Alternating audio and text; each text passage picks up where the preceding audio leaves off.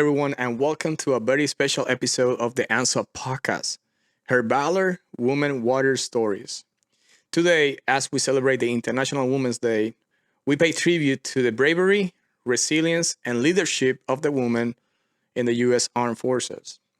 I'm Manuel Carlo, your host, and it's an honor to share with you the story of 6 remarkable women who have served or currently serving our country with distinction. These women have faced the challenges of the military life head-on, breaking barriers and paving the way for future generations. Their journeys are not just stories of military service, but narrative of personal triumph, dedication, and pursuit of equality. Joining us today are our Gunnery Sergeant Dilia Introini, a veteran of the United States Marine Corps, Staff Sergeant Melannie, proudly serving in the U.S. Marine Corps, NC1 Veronica Scott from the Navy, Chief Christina Berrios, representing the Coast Guard, Master Sergeant Carmen Christman, another Steam Marine, and Commander Xochitl Castañeda, retired from the U.S. Coast Guard. Together, we'll hear about their motivations, the obstacles they surmounted, and the legacy they aim to build for the women following their footsteps. Before we dive into this inspiring conversation, don't forget to like, subscribe, and hit the bell icon to stay updated with our latest episode. You can follow us on Instagram and Facebook at ANSO, and for more resources, be sure to visit our website, www.ansomil.org. Now, welcome everyone to here. How's everyone doing? Welcome to the Hello, podcast. ladies. Thank you. Thank you for having us. No, thank you, Sashi, and everyone for being here. It's amazing because this is the first podcast from the ANSO. I know Lieutenant Colonel Montalban was very eager to do this. Just welcome everyone. So let's start. Okay, so the way we're gonna do this for the listeners, we're gonna go one by one to see who they are. We're gonna share some stories, and then we're gonna have a discussion at the end. So for my first guest, I'm gonna want to introduce Dilia Introini. Dilia, how you doing today? I'm doing well. Thank you for having me. Yeah. So talk to us. Thank you for being here in this special day because this is the International Women's Day.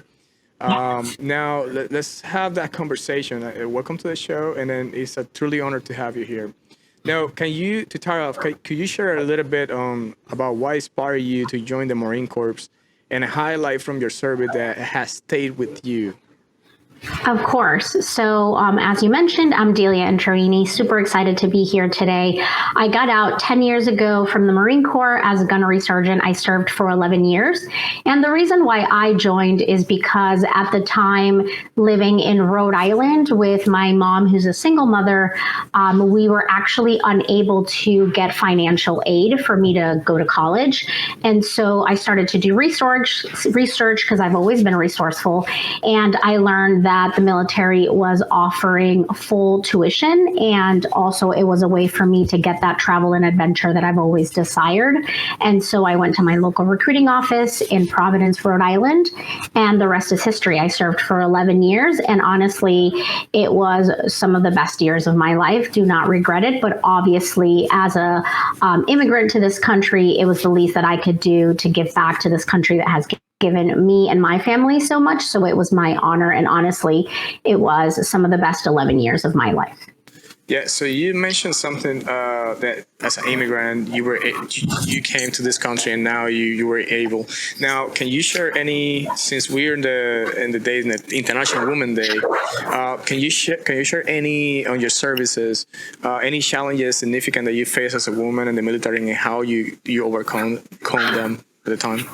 Sure. I personally didn't experience any specific situations that made me feel challenged because of my gender per se, but I do recall this overall sense of always having to do better than all the men around me. So I was the only female recruiter in my recruiting station that was female. I do recall many units where I was the only one. I was the first female mascot handler at Marine Barracks 8th and I. And so I just felt like a lot of pressure to always outperform the men around me so I could be looked at equally. I don't think there was anything specifically that anyone said or did, but it was just an overall sentiment of pressure around me. Gotcha. And then can you speak of any importance on the mentorship and the support networks within the armed forces, especially for the women at this time? Absolutely. I am very aware that I am where I am today because of all the amazing trailblazers that have kind of paved the way for me. And I'm really proud to kind of be part of that legacy. My drill instructor personally, Joy Craig, she works on the Hill, and she was kind of the first leader that molded me into the Marine that I was able to be, the successful gunnery sergeant that I was able to be. We're friends still to this day, and she's honestly someone that I've always looked up to. And I make sure that I give back, and I also have mentees now. Okay, and then a last question before we pass away our next guest. What advice would you offer to young women considering a career in the military? And then second question, what do you wish you had known when you started? Right. So I guess the advice that I would give is for young women to remember that in order for us to break the glass ceiling, we have to be in the room. So never be discouraged because you're the first one or the only one. We have to take up space and be at the table where decisions are made. And so just continue to pursue your goals and ensure that you're there so you can be part of that kind of generation that is able to break the glass ceiling. And what was your second question? Yeah, the question was like, and then what do you wish you had known when you started the career, before starting the career? I guess I wish I would have known that I wasn't the only one feeling the way that I was. Back when I served from 2003 to 2013, there was not a lot of difficult conversations being had about the way that females feel while they're serving in the military. But now I think this generation is being a lot more open, which I think those difficult conversations need to continue happening. So I wish I would have known that other females around me were feeling the same way. Okay. Well, thank you so much, Dilia. So we're going to pass to our next guest. It's going to be Staff Sergeant. Thank you. Staff Sergeant May. How's it going, Staff Sergeant May? How you doing today? Hello, I'm doing good. How are you? Are you ready to actually share your story with us right now? Yes, absolutely. Okay, so same question. So just talk briefly who you are and where you work, etc. So for the audience here. So my name is Staff Sergeant Melannie May. I was born and raised in Los Angeles, California. I enlisted in the Marine Corps in August of 2013. I was a senior in high school, and I went to boot camp August 2014.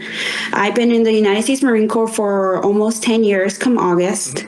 And honestly, it's one of the best experiences that I have had the opportunity to basically just be a part of. Okay. And my mom is an immigrant. She was an immigrant and then got her citizenship. And I think that was kind of the main reason why I joined the Marine Corps, was because it was kind of hard for her to raise money for college for four of us, because it was my older brother, myself, my younger brother, and my little sister.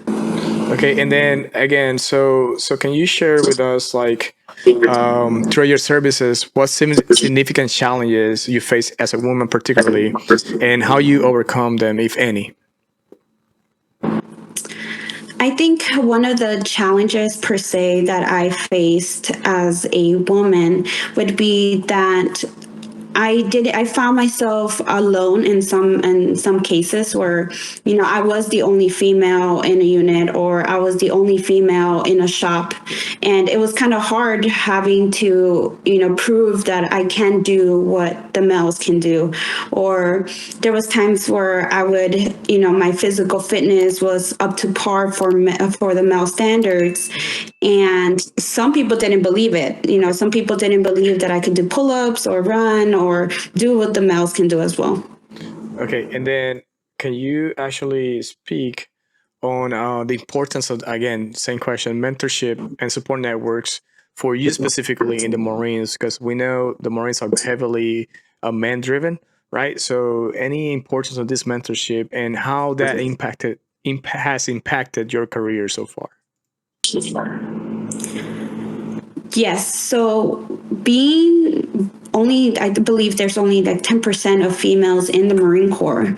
So it's very hard to find a female Marine who's going to be able to kind of push you through all the obstacles and challenges. And honestly, like even the one Marine, the staff sergeant or gunnery sergeant or mass sergeant that you interact, they become your mentors as you progress. And to this day, my drill instructors are individuals that I still keep in contact with, and they have paved the way for us as, you know, when we were younger as junior Marines, and keeping that relationship has kind of helped me progress throughout my career. Yeah, that's pretty awesome to hear. Like I said, I know the Marines, I'm from the Army, right? So I know the Marines are very heavily man-driven. But having females speaking their experiences is awesome, and the way you overcome these challenges. And now, last question: looking forward, what advice again you'll give to young women that considering a career in the military? And the second question: what do you know? Do you wish you had known when you started this career? One advice that I always give, and to females, because I was a prior recruiter, to the females that would want to join the service is don't be afraid to take up new challenges. A lot of us, we feel that we have to be in a box, and being able to come out of that box and be able to find new things, come out and challenge yourself, that's what's going to make you different. That's what's going to make you find something that you're passionate about or continue pushing throughout your career. And second, one thing that I would have, you know, liked to know is that there are these organizations in the military that help you with finding mentors and mentees, and, you know, give you the opinion. Like, for example, ANSO. I didn't know about ANSO until I was a staff sergeant 10 years in the Marine Corps, and we have a lot of great women who are able to help you within your career, even if it's not part of the Marine Corps, and just life in general, career-wise. So being able to know about these organizations have actually helped me in kind of helping shape my future from here on out. Yeah, so it's important to mention the ANSO, right? So this is ANSO Focus Podcast. I know they offer a lot of mentorship, not only for women, for overall, but it's great to have this type of services out there, like nonprofit services, to help us to navigate our challenges. Thank you so much, mate. So we're gonna pass now to our next guest. It's gonna be NC1 Veronica Scott. How you doing, Veronica? Hi, how are you doing? Hello, everyone. Hello. So welcome to the show. I mean, for those who know, Veronica is the PAO of the ANSO, and she is one of the mastermind behind all this, you know, podcasts and everything. So let's talk about you real quick. Again, you heard the question. Let's talk about you, who you are, where you came from, so the audience can listen to you. Sure. Yeah, sure. My name is Veronica Scott. I'm originally born and raised in Oceanside, California, actually Camp Pendleton at the Naval Hospital there. So I was born and raised into the military. I would say it's in my veins and my blood. I have a few siblings, 2 brothers and a fraternal twin sister. Everybody joined the military except for my twin sister. We have my brother in the Marine Corps and another brother in the Air Force, and I joined the Navy. And I joined the Navy a little bit later on in life. At the time, when I was about 25 or 26, I was a single parent, moved back home, trying to figure out life. And the recruiter happened to call for my younger brother. And I was like, he's not here. And they were like, well, who is this? And I was like, oh, his older sister. So what are you doing? And the next thing I knew, I was in the Navy Reserves. I have been in the world's greatest Navy in the reserve portion for about 10 years. And now I'm a Navy recruiter, and I've been active duty for a total about 10 years. So my civilian job has always been law enforcement. So yeah, that's a little bit about me. Yeah, so glad to hear that Navy, almighty Navy, right? I'm an Army guy, but you know what I mean. But we all need one each other at one point. That's how we do it, sisters and brothers. Can you speak about mentorship, and you can speak more in the Navy and the support network within the armed forces, Navy particularly for women, and how has impacted this in your personal growth and career? Yeah, the Navy actually has an official mentorship program for every command. But what I think from my experience, what was really vital is identifying the women that I've seen where I would like to be like, or in that type of position, or it was something about them, their command presence, and the knowledge that they brought to the table and organization. Those are the women that I latched onto and picked their brain and became my mentor and even friends today. So although we have like an official mentorship program, some commands maybe use it, some really do not. I would say that looking at the women that I serve with, or even not even in my command, that I would like to, that are really great role models, and getting as close to them in my circle was one of the best things I could have done in my career. That's great to hear. And okay, and then last question, looking forward, what advice would you give to offer, what will you offer to young women considering a career in the military, and what do you wish you had known when you started this career? Yeah. So I actually really thought about this question because we talked a little bit about this. You had sent some information out and some of the questions. So I actually wrote this down, and I want to make sure that I get this right. But the advice that I have for women is to embrace your strengths and be confident and build a supportive network.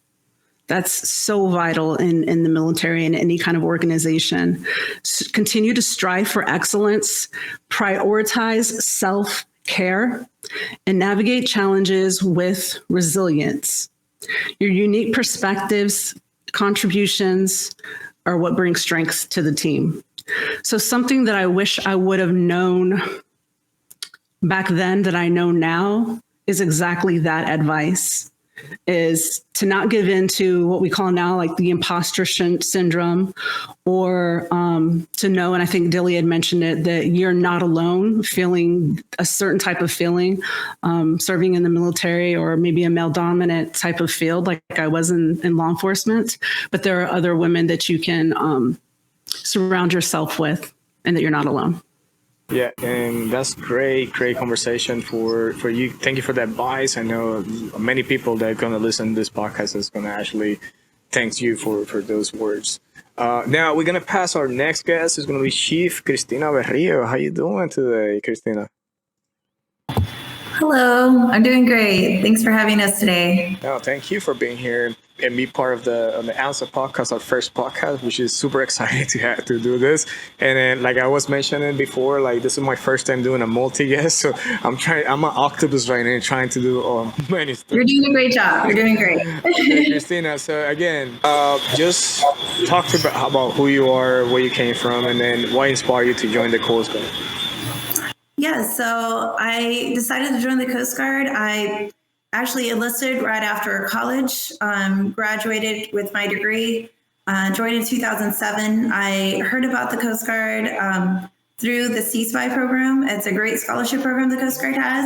I unfortunately was ineligible at the time for it. So then teetering, what am I going to do next? I was really still hung up on the Coast Guard and the missions, and I said, let's just join. So I went the enlisted route, coming from a small town in South Texas, Kingsville, Texas in particular, oldest of 5 girls. I was like, I need to go out. I need to explore. And here I thought I was going to do 4 years and just get that money, for my graduate degree. And here I am 17 years later. 17 years later. Yeah. That's awesome. Like right now I have 12 years, so I know that feeling that we're almost there, you know what I mean? So that's great to hear. And then same question that I've been asking. So throughout your service, any challenges, significant challenges you face as a woman, and how you overcome them, if any?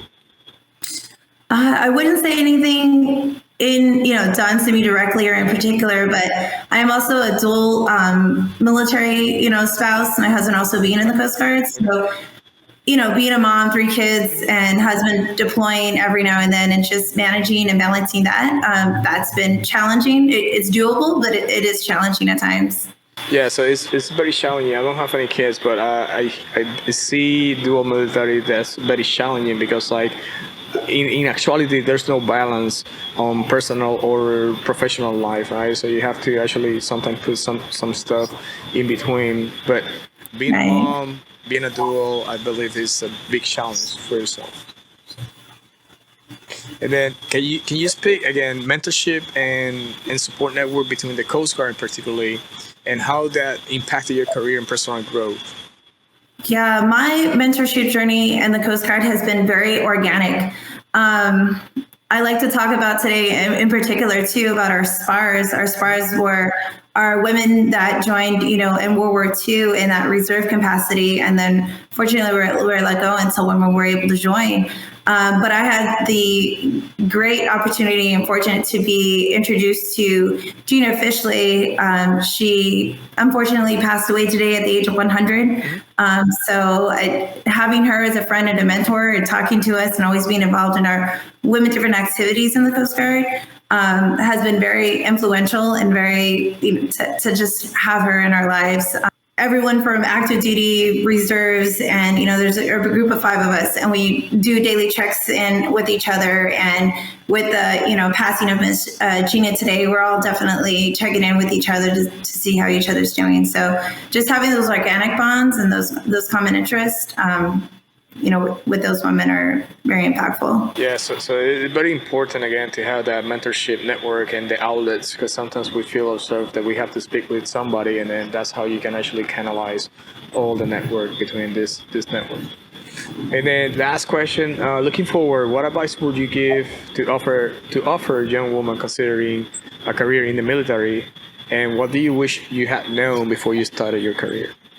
Yeah, I would like to, let all the young women out there know that they belong here. Whatever service that they pick, they do belong, and that there's a place for them. And we've all created our own places, and they belong here too. And just take it as your career comes. See how you are, where you are in place in your life at that time, and just take it like that. But try it, do it. There's a place for you. That's awesome. Appreciated the time and those words. Is amazing to hear you right now. Now we're gonna pass our next guest. It's gonna be Master Sergeant Carmen Christman. How you doing today, Master Sergeant Christman? Okay, hi, how are you? Good, and you? Thank you for being here. Now we're gonna speak with you, and again, thank you for Marine Corps in this time, and then who you are, so the audience can see you. In the Marine Corps? So my name is Carmen Christman, Master Sergeant Christman, and I am in the logistics field in the Marine Corps. I have been doing that job for about 20 years or so. It's a very fulfilling job. And what inspired me to come in the Marine Corps is I didn't know what I wanted to do for college.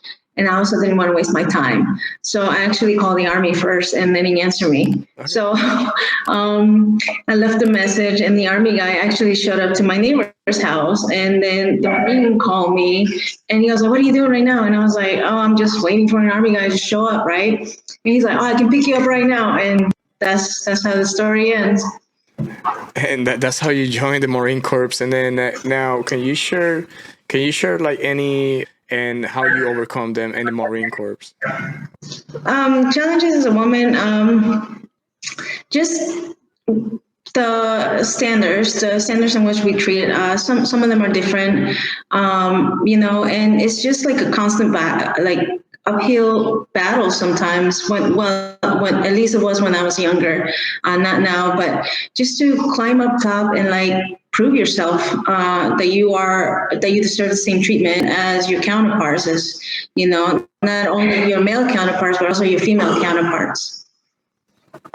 Okay, and then can you speak about mentorship in the Marine Corps and how important is it and how it helped you?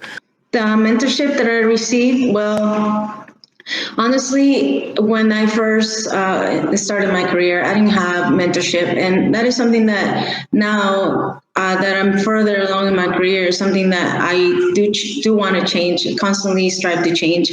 I want to be there for the young Marine and guide them, because everybody has that friend that they confide in when they're younger, right? We just left our parents' homes.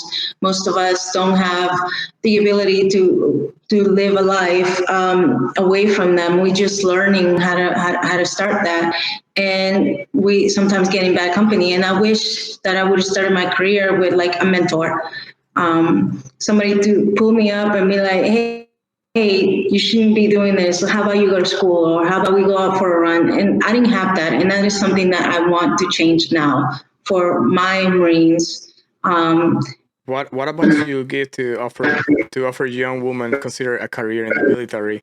Give a person joining the military is to make sure that that's what you want to do, and that if that is not something that you want to continue on for 20 years, that you take advantage of those 4 years. You go to school, you know what you want, kind of, you find the mentor. Okay. Well, thank you, Masai. That's our last guest. It's going to be Xochitl Castañeda. How you doing, Xochitl, today? Hi, Manuel. Thank you for having me. Yeah, appreciate it for being here today with us. Again, you know the deal, so let's talk about who you are, what inspired you to join, in this case, the Coast Guard, so the audience can see and hear who you are. Okay. All right. Well, I joined the Coast Guard right out of high school. So I was 18 years old when I joined back in 1990, a very long time ago. You can do the math. And I wasn't ready for college. I started to go to college and I just really wasn't ready. So I decided to join the Coast Guard. I grew up in California in the Mojave Desert, and I wanted to get to the water. So I was either going to join the Coast Guard or the Navy, and I wanted to go out and have an adventure. So I decided to become a quartermaster in the Coast Guard, and I did one tour. And after that, I got out and used the GI Bill to go to college. And I started working out there in the real world as a school teacher, and worked for NOAA, National Marine Fisheries Service, for a while. After September 11th, I got recalled to active duty, and I decided to stay active duty in the Coast Guard at that point, and just retired this past summer with 26 years of service. That's awesome. That's awesome. Thank you. It's great. I'm in the Check of the Month Club, and now I'm working for the Maritime Administration. So really, really transferable skill set. Nice. That's pretty awesome to hear. Like, we all look forward to get that time of retirement at one point. But I mean, congrats to serve all this time and be grateful. And then now, okay, so what challenges, and I know you mentioned 1990, and I don't want to make any math, but what challenges have you actually, if any, significant challenge as a woman you faced, and then how you overcome that? Okay, so I'd say in anything that you do, you're always going to have challenges, and being a woman in the military is no different. So challenges are something that, you know, we strive to rise to those challenges, and we're formed as leaders by going through challenges, overcoming them, and really they make us who we are. And so I'll just mention one. There's many, but you know, I know we don't have all day on this podcast, so I'll mention for the young women who may be listening in. One of the things that was really challenging for me, I got assigned to a ship. One of my first tours back as a 19-year-old. And when I was on a ship, that was really challenging because I felt like I was under the microscope, senior folks watching for missteps and many of the junior males looking for opportunities for inappropriate relationships. And you really can't change the culture of an organization overnight. The military and the Coast Guard in particular have emphasized sexual assault and sexual harassment, and that's something that they're working really hard to fix. You see in the workplace lots of work going to creating a place where men and women can come to work and focus on their work and not thwarting unwanted advances. So a big part of that is understanding the power that every person has to make choices about themselves and their own relationships, free from the influence of power dynamics. Yeah, I appreciate it to share that. And like, okay, can you speak the mentorship? How important it is to have this support network within in this case Coast Guard, but in the Armed Forces for women, and how that impacted in your personal career and growth? Okay, so I'll just say, because it's International Women's Day, that I'm going to mention some women, but there have been very, very many influential men in my career. I couldn't begin to name all of the people who have helped me, but one of the things that I benefited from as a woman in the military is having friends who I could count on and who would mentor me. And so it's really like a peer mentoring network is what I'm talking about. So we do have very formal methods of mentoring. You can get a formal mentor, but one of the things that I found really useful was just meeting people who you connected with and learning from them and surrounding yourself with people who are going to make you better. And so I'll mention just a couple of people. A good friend of mine, Captain Vivian Louis, who became the first Asian American to command Coast Guard activities Far East. And so this is like really history that we're living through. We're hearing lots of firsts all the time in modern day. Captain Zita Merchant, the current commanding officer of Coast Guard Sector New York, and she is going to be the first African American female in the Coast Guard. And I am really, really proud of that, and proud to have worked with her in Texas about a decade ago, and just to know what a genuine and what a wonderful woman she is, always looking out for other women and minorities and trying to bring not just women and minorities, but everyone up with her. So I really appreciate that. And also mention another good friend of mine, Captain Michelle Shalep, who's the commanding officer of the Coast Guard Cutter Healy, and just the incredible poise and the drive that she possesses. That's something that I've always appreciated and would attempt to emulate to the best of my abilities. So there's many, many more. The incredible Captain Sturgis, Captain Lon O'Brien, and Captain Boss. And so what I'm saying is there are so many women who set wonderful examples for the rest of us to follow. And I really feel like the culture right now is one where women try and help each other to advance. And I appreciate that. Thank you, Xochitl, for this great. It's great to hear that. It's powerful messages for everyone that's listening. Now, last question. Now, what advice would you offer to young women considering a career in the military, and what do you wish you had known when you started back then? Okay, well, I loved a lot of the advice that the other panelists gave. You belong here. Oh, I loved that. That's powerful. Veronica gave some excellent advice. And I heard from Melannie about mentoring and getting a mentor. Okay, so I'm going to go with Melanie's piece of advice. I wish I would have gotten a formal mentor. So having the informal mentors was really fantastic, and I appreciate that. But I wish I would have just picked somebody who I connected with and said, hey, you're going to be my mentor. And really, when people say that to you, it's considered an honor and a privilege. And they're flattered that you would ask them to be a mentor. And so don't be shy. You're not wasting their time. You're taking advantage of something that they would love to do for you. So I love being a mentor to many people. I'm constantly raising my hand to do that. And so I wish that I would have sought somebody out to be a formal mentor. There you go. And I think speaking back to ANSO, ANSO is all about mentorship, right? So if they're looking, they can actually join the platform. And I bet there's many of mentors that would like to help soldiers, seamen, and enlisted personnel officers across the armed forces. Now, thank you, Xochitl. Now I have everyone on my screen. Thank you for everyone out here. This is going to be an open discussion. If you look to your right, There's 22 minutes left, okay? So you can see the timer. Appreciate everyone to be here. For the audience, this is all our guests. I'm gonna open the floor for anyone that would like to offer a comment, and then we can have across the conversation. Open floor. Okay, well, I'll start. I just wanted to highlight, since we're talking about women's history, I wanted to highlight some things about women's history. And so, first of all, back in 1948, that was even before I joined the Coast Guard, President Harry S. Truman signed the Women's Armed Service Integration Act. And so that allowed women to receive regular permanent status in the armed forces, which by then included the Air Force. And then that isn't the beginning of women's service in the military.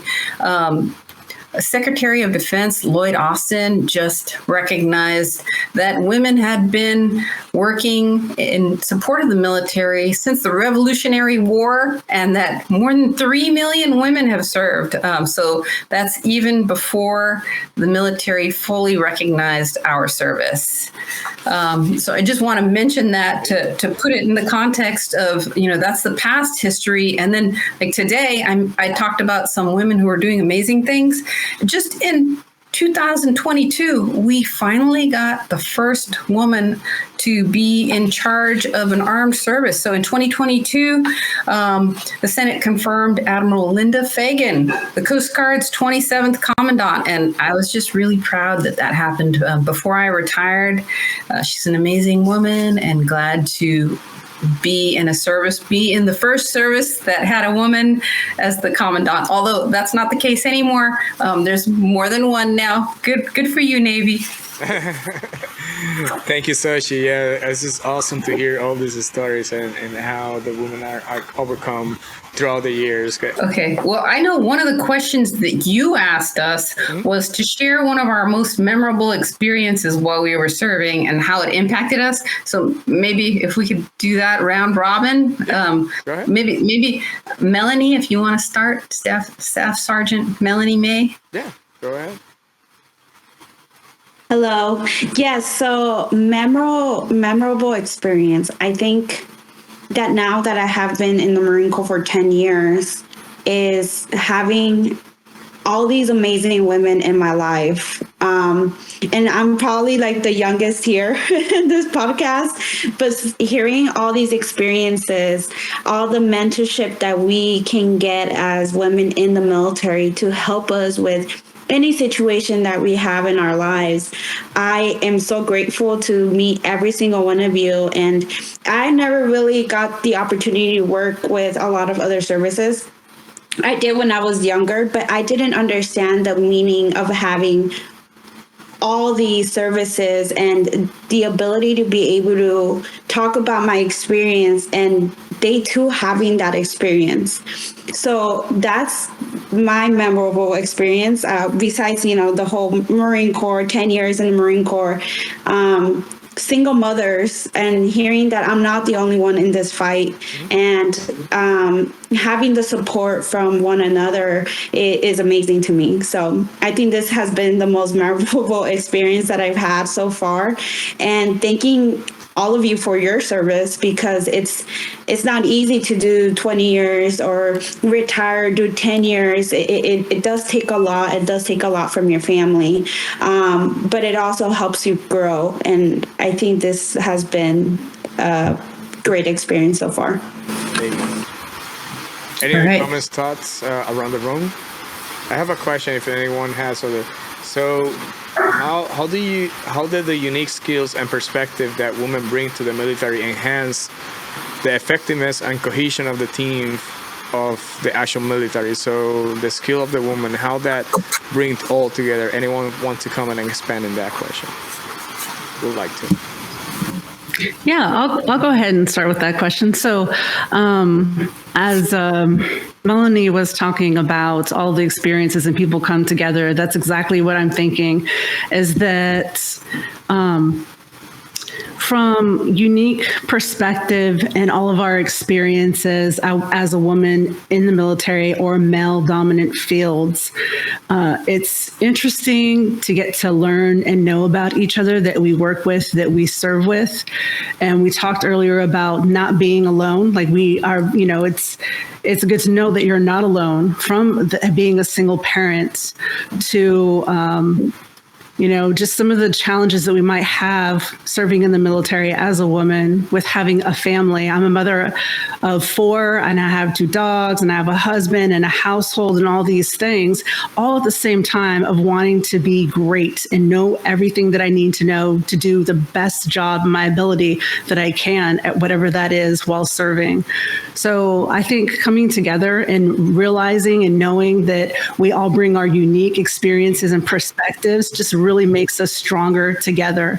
And it's kind of like building up a team of strong women and just coming up. And as we have talked about, breaking these barriers as well, it's just so incredible to see all the amazing women that we serve with and all of the greatness and great things that we're able to achieve. Yeah, great comment. Standing on the shoulders of giants. And any other thoughts about this seconding of Veronica?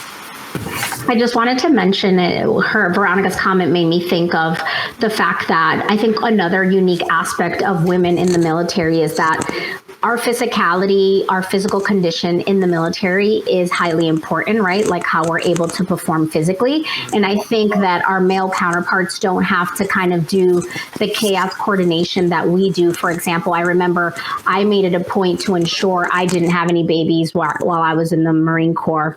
And that's a decision that I made because I didn't want it to take away from my career. But I do recognize that a lot of my sisters are able to do that, right? And they sometimes have to plan it, and sometimes things don't go as planned, and they still are able to flourish, to bloom, to be amazing mothers, amazing wives, and amazing service members. And I just think that that uniqueness speaks highly of the power and the unlimited kind of potential that women have, right? Like there's nothing that we can't do. And I think that the unspoken secret that now we're very comfortable talking about is that village that supports us, right? Like who's going to help with babysitting? Who's going to pick up the kid when we're stuck at work? And that is this right here. Women that no matter what are willing to show up for you and have your back. And I'm just so grateful that like I just met Melannie a year ago, and whatever she needs, I'm just going to call her. And I know that it'll be the same if Veronica needs something. And if I'm in San Diego, I'm calling Master and Christman and, in YNC Berrios. And I just know that that's going to be the case.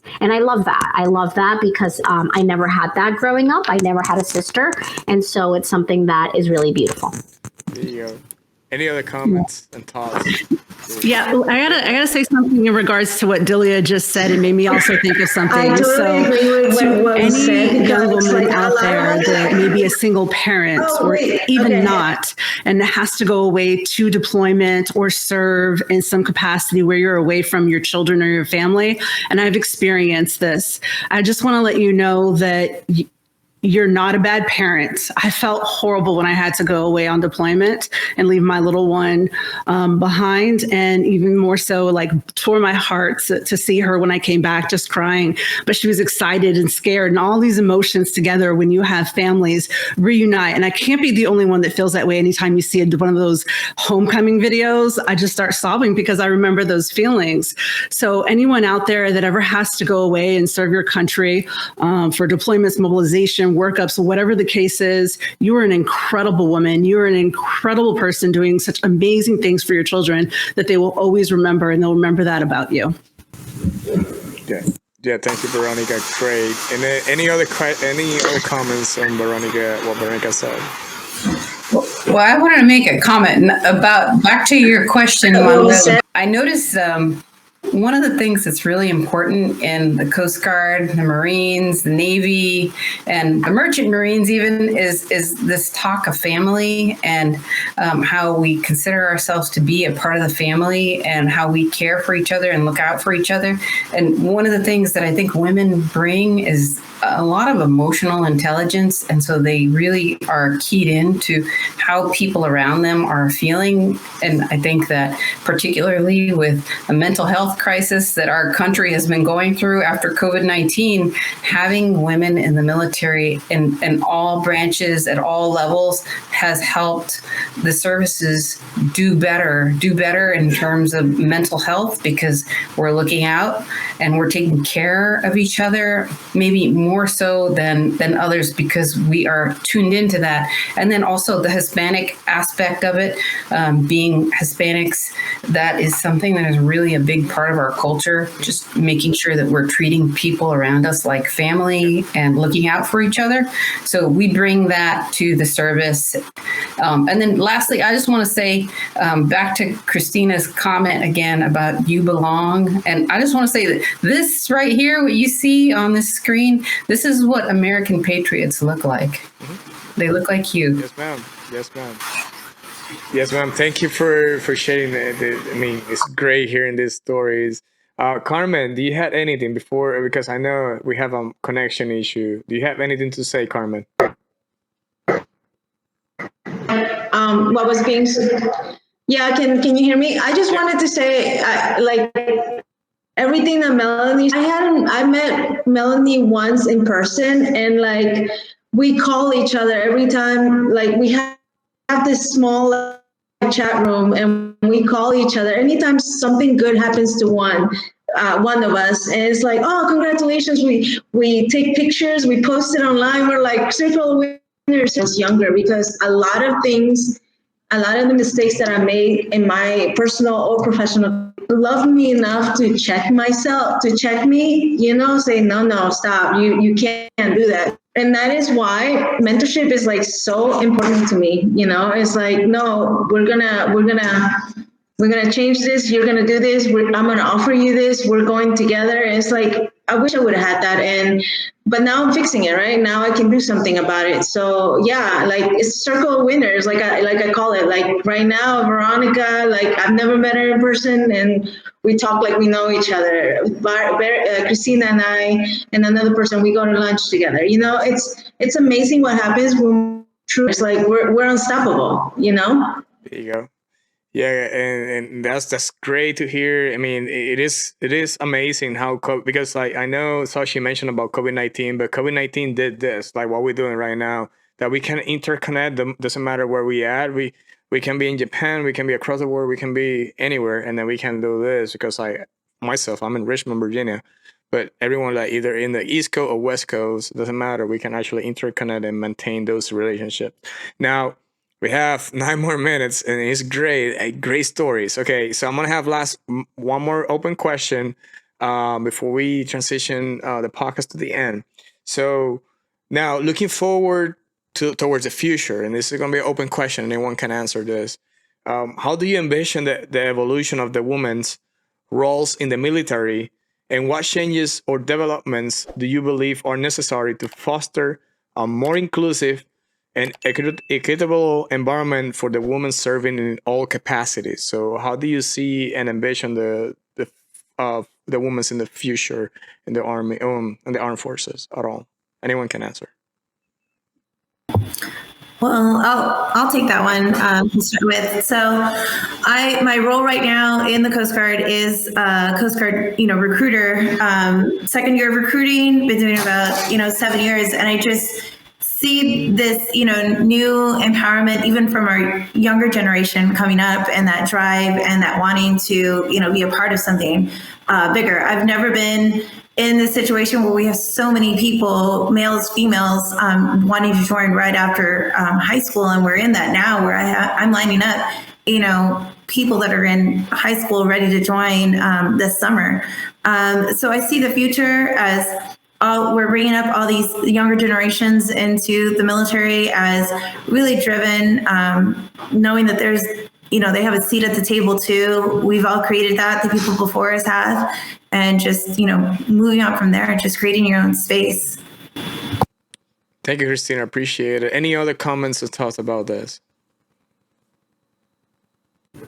If I may, I won't forgive myself if I don't. I am happy that For mental health readiness before joining the military, I remember during my time as a recruiter in South Florida, there was no mental health screening. And so we would just kind of get these kids from high school, ensuring that their grades were good to go, high school graduation, and that the physical aspects and the medical clearances were up to par, but there was no mental health screening. And I think that that's a disservice. And I really wish that the Armed Forces would invest in that resource before we admit people into the military.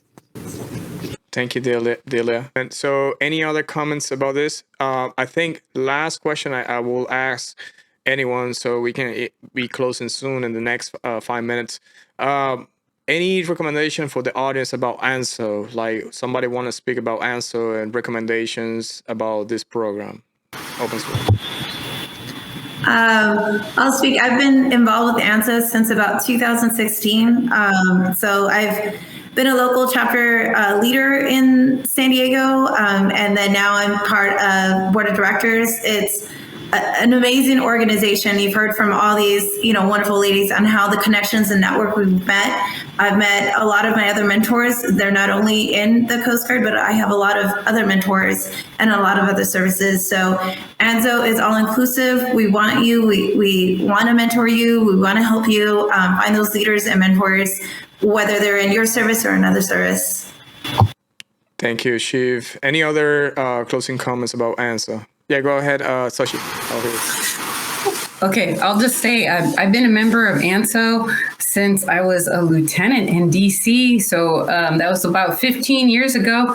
And I've been in DC, Houston, Seattle chapters and participated in a couple of our Western regional symposiums. So ANSO is an incredible organization. When you go into an ANSO symposium, you feel the warmth. You can sense the energy in the room, and it's just a really positive vibe. Everybody is welcome, like Christina said. So you don't have to be Hispanic. You can be any race. You can be white, black, purple, yellow, whatever race. Come, you are welcome, and we'll treat everybody like family. And one of the best things about ANSO is just the ability to connect across services and also to feel a sense of comfort in the presence of very senior officers like flag officers. They're there because they want us to be successful in our roles in the military. And so ANSO is a great forum for them to have access to Hispanic members, minority members, women members, and get their message across. Nice, Sashi. Thank you, Sashi, for that. Any other comments and thoughts about ANSO? Open floor. Good. Okay. Yeah, so again, thank you everyone for being here today. It's a great podcast. I appreciate everyone for being here. We're going to be closing again. Happy International Women's Day to everyone. Thank you for being here.